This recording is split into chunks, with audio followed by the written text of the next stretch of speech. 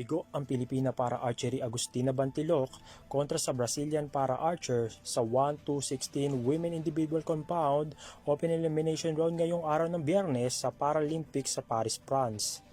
Sa ginanap na elimination ngayong ika-30 ng Agosto o alas 3 ng hapon, nagtapos ang laban ni Bantilok sa score na 1-2-7 kontra kay Jane Carla Gogel sa puntos na 1-4-3 sa 1-2-16 elimination round, habang ang Brazilian para Archer Gogel ang makakapasok sa 1-2-8 elimination kontra sa pambato ng China na si Yaming Su.